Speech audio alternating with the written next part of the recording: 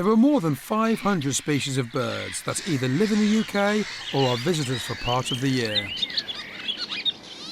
The four main ways to identify them are by their size, shape and colour, by where they live, by how they behave. Do they live in pairs, for example, or in a large flock? And by the sounds they make. Even if you can't actually see a bird, you can identify it if you know its song. Here's a guide to 15 different birds. You may recognise more, but these are among those you're most likely to see in the UK.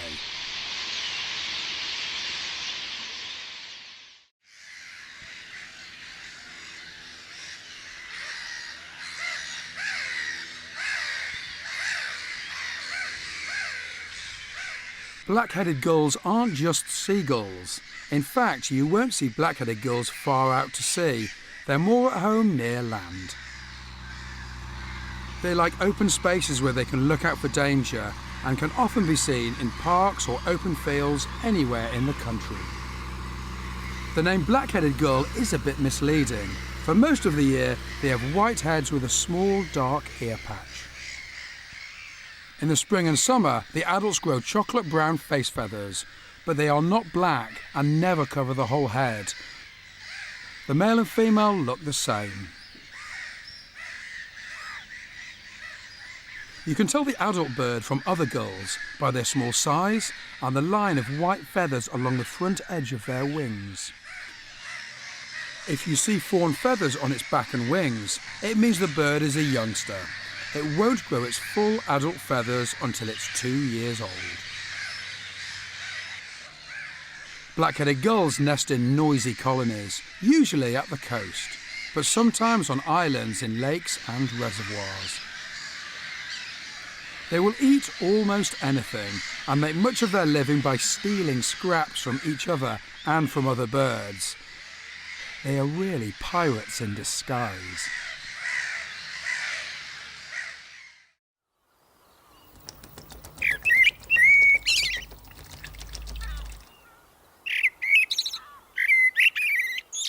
Male blackbirds have a rich black plumage, a bright orange-yellow beak and a yellow ring around the eye. They also have a long tail which they raise as they land. Young male and female blackbirds are the same size and shape, but are dark brown, sometimes with paler spots on their front. Blackbirds sometimes lay 3 or more clutches of 3 or 4 eggs, and the brown feathers of a female help her to keep hidden when she is sitting on her nest. They are birds of woodland and heath that have readily adapted to farmland and gardens. They like areas with bushy shrubs and trees, close to open ground with short grass. Adult blackbirds are lucky if they live more than 3 years. Cats, sparrowhawks and cars are some of the hazards that they face.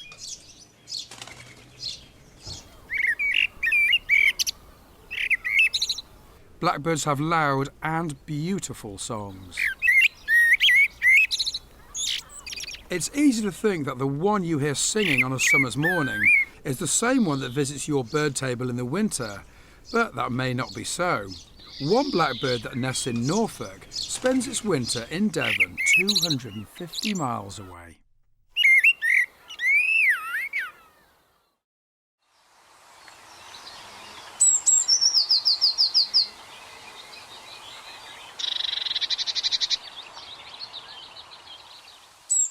The charming little blue tit is one of Britain's favourite birds because of its bright colours and the way it has adopted gardens and nest boxes.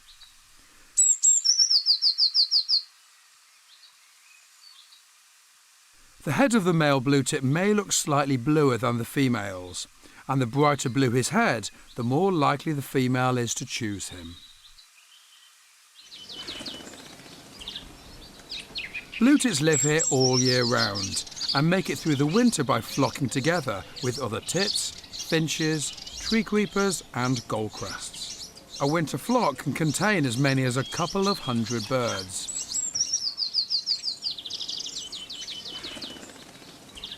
A nest box is ideal for blue tits, and they time their nesting to coincide with the spring abundance of caterpillars. They are renowned for their acrobatics, hanging upside down or even by 1 foot to get the food. They are so light, blue tits can get to the very tips of twigs or branches that heavier birds can't reach. Blue tits eat mainly insects and spiders, unless peanuts or sunflower seeds are available. One family of blue tits may eat 10,000 caterpillars before the youngsters fledge. No wonder blue tits are popular birds to have in the garden.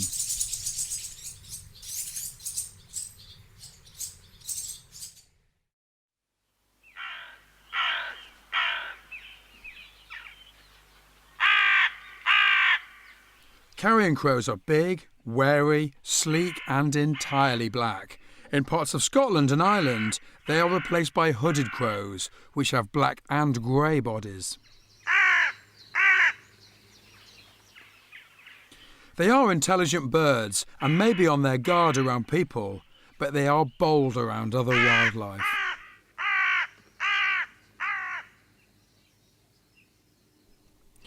The carrion in the name is a clue to crows' habits.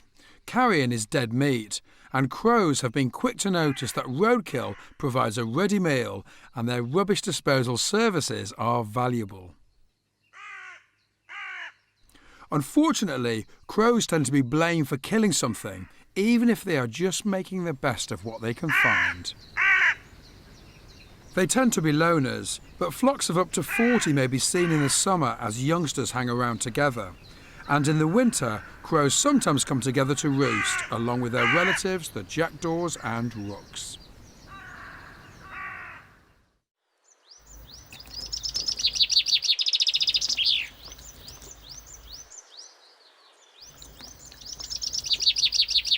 In his summer feathers, the male chaffinch is a handsome bird. The plum red front, grey crown, bright green rump and white flashed wings really make him stand out. The female has the same patterns but much drabber colours. All the better, of course, to hide while she is on her nest. Chaffinches live almost anywhere. Woodlands, hedgerows, parks or gardens. Any location, in fact, where there are trees to nest in. In spring, it seems that almost every tree in the land has a male chaffinch singing his cheery but repetitive descending trill. The song is a chaffinch's way of defending a patch of land, to keep rivals out and to attract a mate. Chaffinches are likely to flock together to eat seeds. Being in flocks helps them keep an eye out for predators. They have a chunky beak for cracking the seeds open and separating the grain from its chaff, hence the bird's name.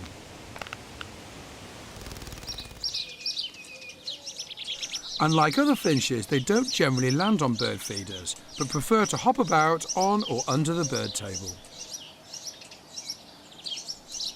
Despite the increasing number of cats and sparrowhawks, chaffinch numbers have risen in recent years. They are one of the most abundant birds in the UK.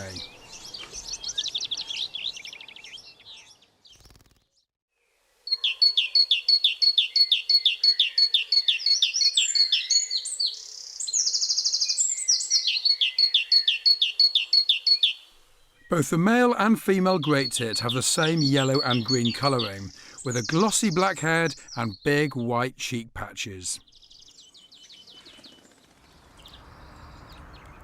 They also have a black stripe on their chests, which makes them look like they're wearing a tie.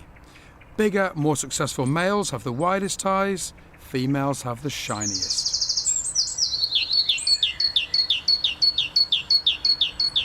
They make an interesting range of noises. Even experienced bird watchers say that if you can't recognise a singing bird, it's probably a great tit. Great tits are the largest birds in their family, much bigger than the blue tits they are often seen with. They are very agile feeders, but because they are heavier than their blue-tit cousins, they can't reach the tips of the branches. They can also be seen feeding on the ground more than the other tits.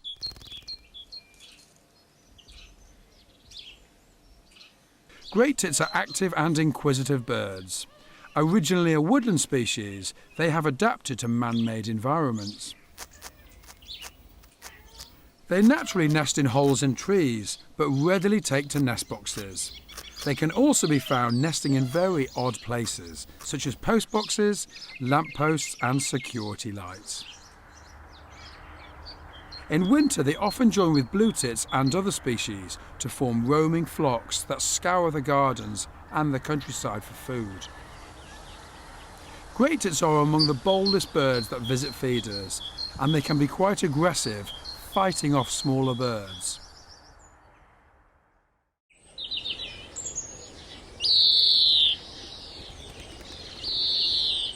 The greenfinch is a heavy, muscular bird with a strong bill, long wings and a short forked tail.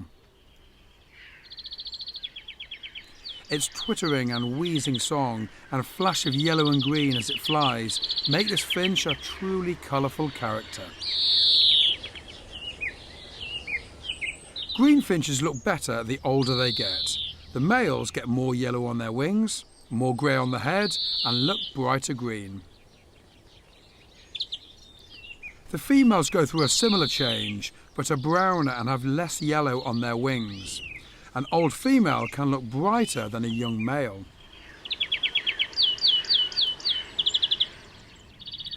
Greenfinches are very much birds of towns and villages. You usually see them in flocks with other finches on farmland or at the seaside. Many small birds join feeding flocks in this way.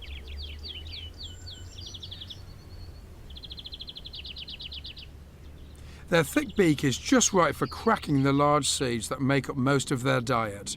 Rose hips and cereals are preferred, but they will also catch insects to feed their young. Although quite sociable, they may be aggressive and squabble amongst themselves, especially when defending a patch of land in which to nest. The patchwork of lawns, hedges and ponds that make up towns suit them very well. They are one of the most common but overlooked visitors to bird tables.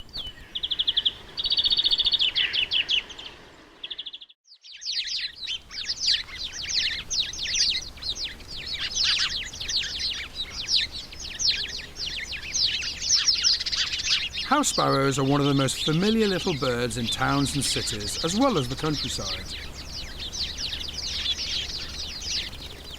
Sparrows leaping up from a roadside is a common sight throughout the UK, as are small huddles, sometimes called hosts or tribes of sparrows, heading into dense vegetation to find food or to roost.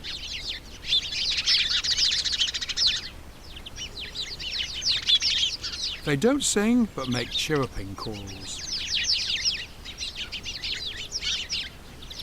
A flock of noisy, cheeping sparrows is full of chatter and bustle. Usually the males are the most boisterous and more likely to be in the centre of the flock. The females have much paler markings to hide them when they are nesting. Sparrows build their untidy nests in trees, bushes and nest boxes, but they also commonly nest in roofs and holes in buildings.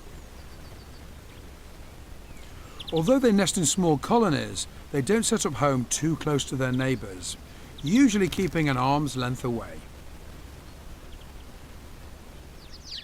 The house sparrow has the chunky beak of a seed eater. It is just right for cracking seeds open to get to the nourishing centre, but they spend much of the summer chasing insects to feed their chicks. In recent years, their numbers have dropped sharply, which could be caused by the lack of insects for the sparrow's second and third broods.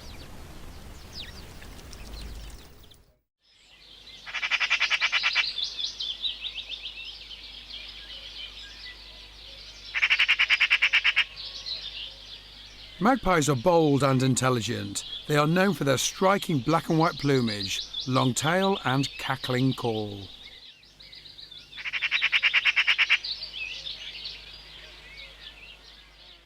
It is a very successful bird that has adapted to almost any environment, from woodland and grassland to right in the centre of our cities. They often look simply black and white, but if you do see a magpie in good light, its feathers shine with greens, blues and purples. Magpies are scavengers, predators and pest destroyers. Their challenging and seemingly arrogant attitude wins them few friends. One reason magpies are unpopular is because they eat eggs and chicks of other birds. But for most of the year, they eat beetles, fruits, seeds, and also dead creatures, otherwise known as carrion. This is a bird with a reputation and a history. There are lots of rhymes and beliefs associated with the magpie, such as it being unlucky to see one on its own. This is because they spend most of the year in pairs or family groups, so seeing a lone magpie is unusual, except in April or May when one parent will be on the nest.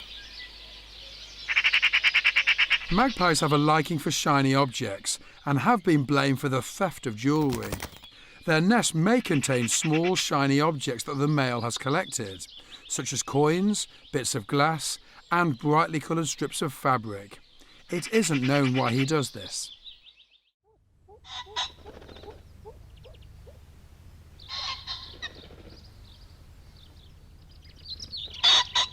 Pheasants originally came from Asia and were brought to the UK by the Normans. You can find them in woods, fields, marshes and anywhere that isn't too mountainous. It will usually be the male that you spot first, with his dark green and red head and chestnut golden brown and black body.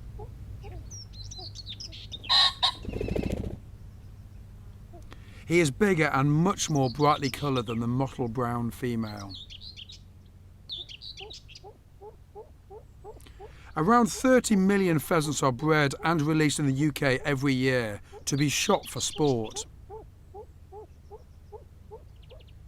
Those that survive without being caught by foxes or shot by hunters may learn that bird tables provide easy pickings. The male pheasant will look after several females in his harem. His job is to be the lookout and to raise the alarm.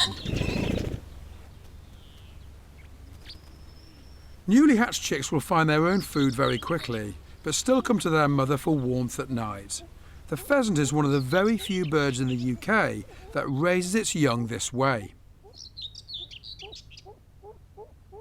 Most pheasants don't last more than a couple of years, and the unsuccessful males who haven't attracted a band of females probably won't survive more than a year.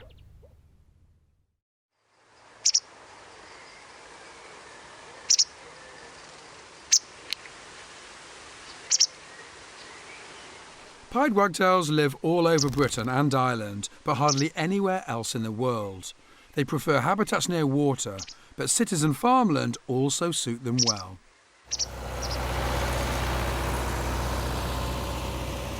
Pied wagtails can be sociable birds. You may see flocks of them feeding together where food is plentiful. The male is pure black and white, whilst the female has a greyer back.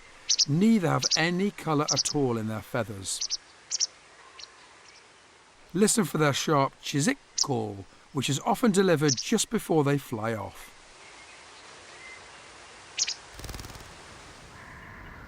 They usually flock together before roosting at night, and town roosts of pied wagtails can number hundreds of birds. Pied wagtails are delightful, sprightly little birds and like any wide open spaces where they can run. They can often be seen chasing after flies and jumping in the air to catch one as it takes off. Wherever they go, they always wag their tails, and we still don't really know why they do it. It seems to be an action that water birds do more than others.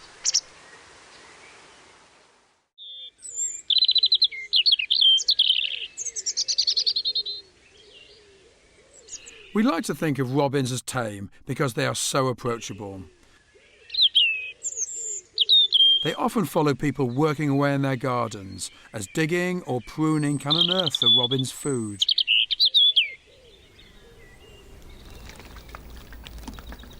To befriend a robin, offer it mealworms. They can be trained more easily than any other garden bird, and you may even get one feeding from your hand, if you're lucky. The male and female look identical, and their red breast is an aggressive signal to other robins. Sure enough, throughout the spring, male robins sing to proclaim a territory that they will defend against all comers.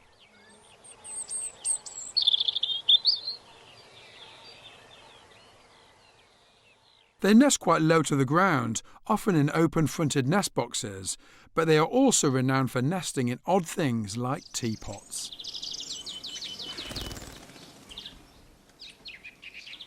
Baby robins are brown and spotty rather than red-breasted, which enables them to keep hidden from predators and to prevent their parents from mistakenly beating them up as rivals. As the young robins molt and start to look like adults, their parents will drive them out, so the youngsters set up territories on their own.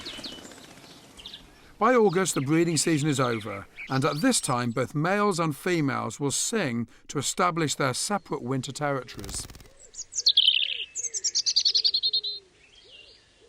Of course, winter is a time when many people notice robins, especially around Christmas.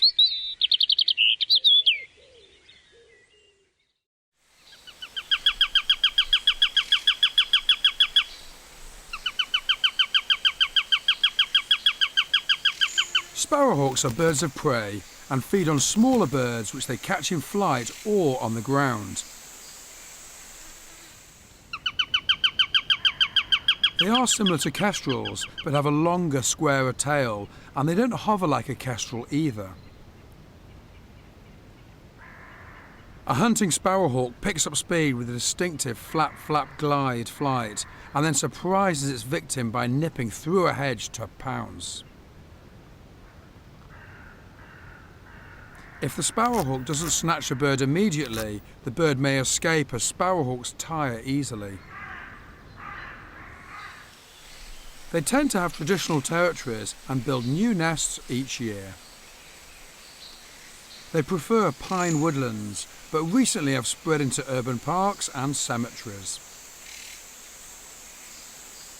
The female and young males have a brown back with grey bars underneath. The male has a slaty blue back with rusty orange barring across his underside. The real surprise is that the female may be as much as 1/3 bigger than the male. So while the male preys on blue tits and chaffinches, the female is able to cope with larger birds such as blackbirds and pigeons. Both have long legs, sharp talons and fierce yellow eyes. In the 20th century, the number of sparrowhawks fell drastically as woodlands were cut down and they were poisoned by pesticides. New laws banning these chemicals have helped their numbers recover.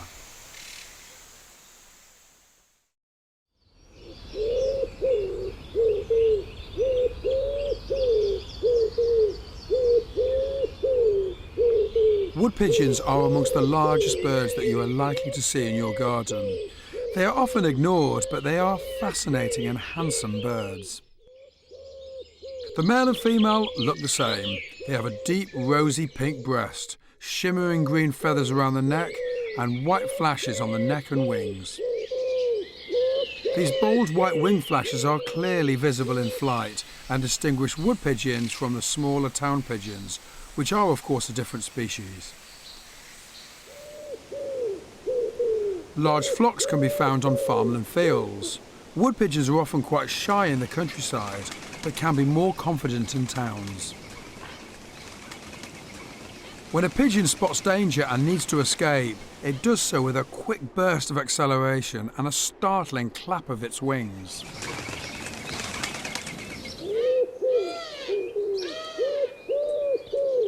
Wood pigeons are doing very well in the UK, and numbers are increasing in towns and cities.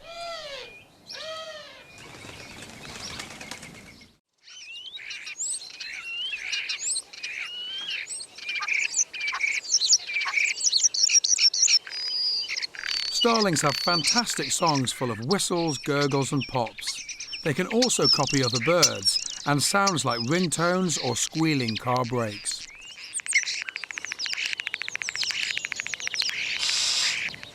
In winter, starlings appear to be covered in white spots, just like a starry sky. The spots are actually just the white tips of their feathers.